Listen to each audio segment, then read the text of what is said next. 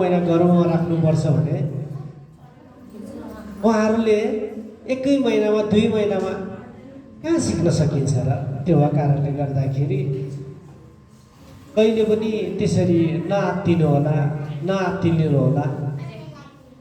अवश्य तपाईँको बाबु नानीहरू जुन क्षेत्रमा सिकिराख्नु भएको छ अवश्य एक दिन सफल हुनेछ।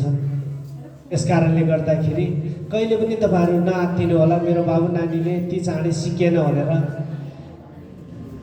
बरु यो कुरा भन्न सकिन्छ कि नानु बाबु अलिकति मेहनत गर्नुपर्छ है भनेर चाहिँ भन्नुपर्छ।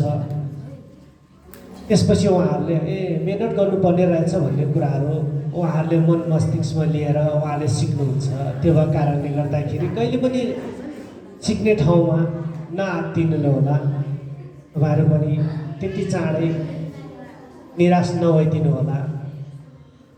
अनि अर्को कुरा भन्नुपर्दाखेरि अब हामी सबै बाबु नानीहरू स्कुल पढ्छौँ, हामी पनि पढेका हौँ।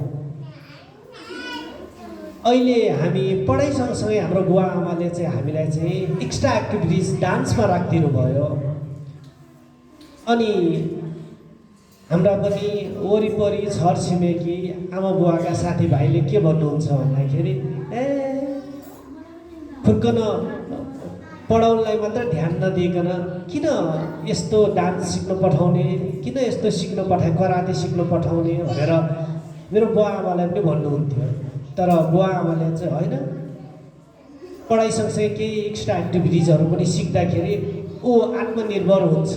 भोलिको दिनमा चाहिँ नि ऊ आफ्नो खुट्टाले एउटा चाहिँ नि आफू क्यापेबल हुन्छ, एउटा